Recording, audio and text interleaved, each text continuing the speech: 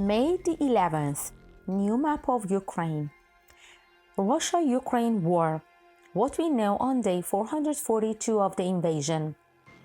A Ukrainian military commander has said that Russian forces in Bakhmut had been pushed back by up to 2 kilometers in some areas. Zelensky says Ukraine needs a bit more time before launching counteroffensive.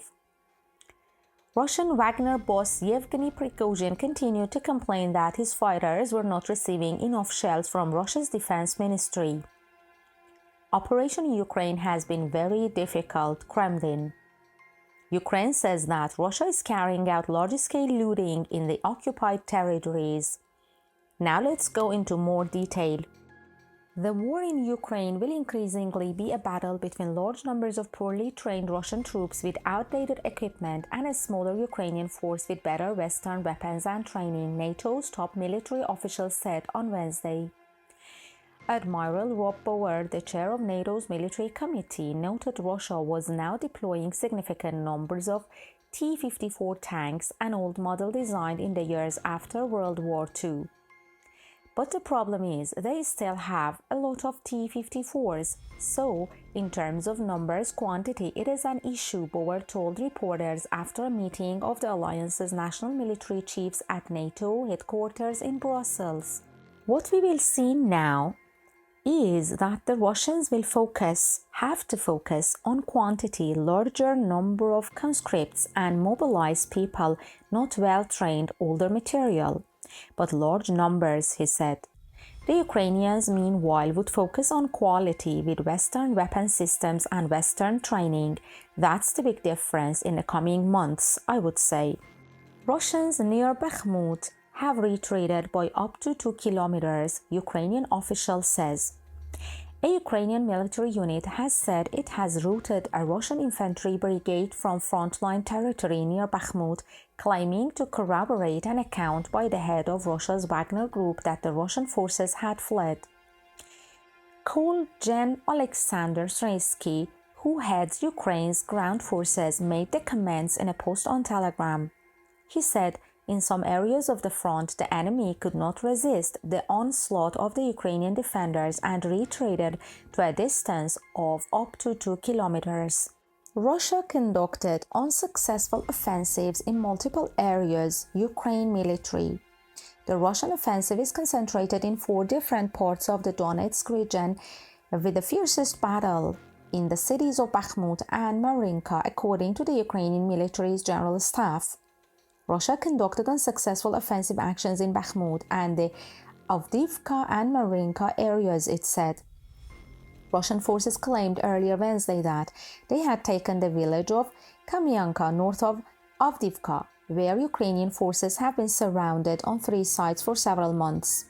Further south, where observers expect a Ukrainian counteroffensive to be focused, Russian forces are conducting defensive operations in the Zaporizhia and Kherson directions and had carried out a number of airstrikes, the general staff announced.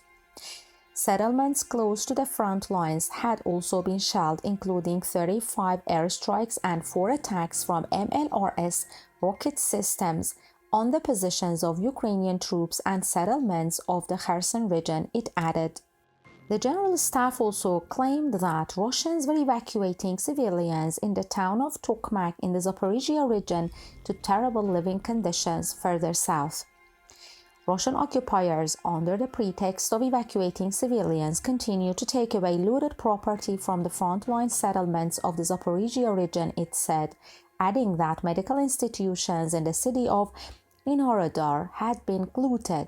The Ukrainian Air Force had carried out several strikes, it noted, including against the Russian electronic warfare unit. The Ukrainians appear to be trying to disrupt both Russian military communications and electronic warfare capabilities ahead of a counteroffensive. Zelensky says Ukraine needs a bit more time before launching counteroffensive. Ukraine still needs a bit more time before it launches its long-awaited counteroffensive as Kiev's forces await the arrival of more weapons from their Western allies, President Volodymyr Zelensky said. With what we have, we can go forward and be successful, Zelensky told European public service broadcasters in an interview published Thursday. But we'd lose a lot of people. I think that's unacceptable. So we need to wait. We still need a bit more time, he added. Among the supplies Ukraine is waiting for are armored vehicles, including tanks, which Zelensky stated were arriving in batches. They include German Leopard 2s and British Challenger 2s, along with other armored vehicles like American Bradleys and Strykers. Zelensky's comments came a day after the US announced a new $1.2 billion aid package to Ukraine intended to bolster air defenses and sustain ammunition supplies. Russian mercenary boss Yevgeny Prigozhin complained Wednesday that his fighters were still not getting enough shells from the official defense ministry. In an audio statement, he said the defense ministry had been holding long meetings on the shell issue, but there had been no breakthrough. We are not receiving enough shells. We are only getting 10%, Prigozhin said, reported Reuters. Operation in Ukraine has been very difficult, Kremlin. The special military operation in Ukraine has been what Kremlin spokesperson Dmitry Peskov described as very difficult, but said certain goals have been achieved over the past year. Speaking to Bosnian Serb channel ATV in remarks carried by Russian state news agency TASS on Wednesday, Peskov stated Russia is acting slowly in Ukraine because it is conducting a special military operation, not a war. He acknowledged Ukraine's stronghold in the eastern city of Bakhmut and said a large amount of AFU troops are concentrated there, which is constantly receiving reinforcements. Peskov added the West has made many mistakes and deceived Russia, which prompted Russia to launch the operation in Ukraine, something he said the West became a participant in.